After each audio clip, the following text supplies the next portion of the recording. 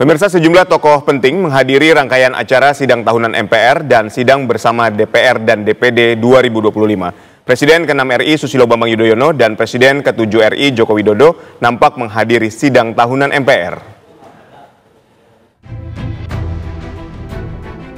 Presiden ke-6 RI Susilo Bambang Yudhoyono tiba di Kompleks Parlemen Senayan didampingi oleh rombongannya. Tak berselang lama, kemudian disusul oleh putranya Agus Harimurti Yudhoyono dan berjalan menuju Gedung Nusantara 3 DPR RI. Presiden ke-7 RI Joko Widodo juga menginjakkan kakinya di Kompleks Parlemen sekitar pukul 8 pagi waktu Indonesia Barat.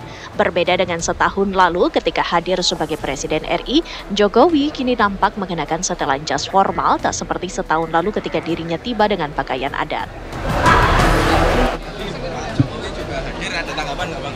Ya, alhamdulillah Pak Jokowi hadir, kami bersyukur beliau sehat ya, dan kita nanti cek lagi siapa kalau bisa semua presiden kita ya yang masih hidup ya bisa hadir. Oke ya. Sementara itu, Presiden ke-5 Republik Indonesia Megawati Soekarno Putri tak terlihat menghadiri sidang tahunan MPR, namun diwakilkan oleh putrinya Puan Maharani yang sekaligus menjabat sebagai Ketua DPR RI. Yang saya sayangi dan saya cintai, Ketua Umum Partai Demokrasi Indonesia Perjuangan, Ibu Profesor Dr. Honoris Causa Haja Megawati Soekarno Putri, atau yang saat ini diwakili saya keberadaannya. Sejumlah tokoh lainnya juga tampak menghadiri rangkaian acara sidang tahunan ini, di antaranya Wakil Presiden RI ke-6 Tri Sutrisno, Wapres RI ke-10 dan ke-12 Yusuf Kala, Wakil Presiden RI ke-11 Budiono, hadir pula istri Presiden ke-4 Abdurrahman Wahid atau Gus Dur Sinta Nuria Wahid bersama putrinya Yeni Wahid, serta istri Wapres ke-9 Hamzahas, Soraya Hamzahas.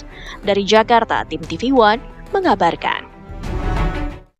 Pemirsa, untuk mengetahui bagaimana suasana terkini di sidang tahunan MPR DPR RI 2025, kita tanyakan kepada rekan Celia Alexandra. Silakan Celia dengan laporan Anda. Baik, Aditya dan juga pemirsa, kalau kami melihat dari gedung DPR MPR RI saat ini memang sudah sepi, para anggota memang sudah kembali pulang setelah melakukan sidang 2 kali di hari ini. Yang kedua tadi terkait dengan RAPBN 2026 dan juga nota keuangan. Tapi kami juga ingin membahas bagaimana kemudian proses ataupun pidato yang disampaikan oleh Presiden Prabowo Subianto ketika menyampaikan RAPBN 2026 dan juga nota keuangan. Terlihat berbeda sekali bagaimana cara ia menyampaikan RAPBN dan juga nota keuangan di periode untuk 2026 mendatang dibandingkan dengan presiden sebelumnya. Di sini dia langsung menekankan ada 8 agenda prioritas yang memang menjadi concern utama atau perhatian khusus dari pemerintah di tahun 2026 mendatang. Di antaranya adalah berfokus kepada ketahanan pangan dengan anggaran 164,4 triliun rupiah, kemudian ketahanan energi dan juga generasi unggul melalui makan bergizi gratis dengan total anggaran 335 triliun rupiah atau meningkat dari sebelumnya. Di tahun 2025 ini diberikan anggarannya sebesar 171 triliun rupiah.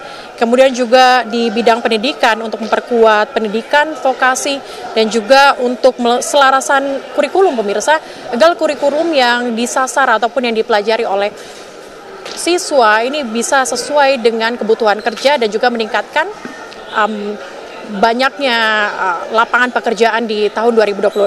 Ia juga mengatakan bahwa akan ada fokus kepada kesehatan, kemudian koperasi Desa Merah Putih, pertahanan rakyat, dan sebagainya.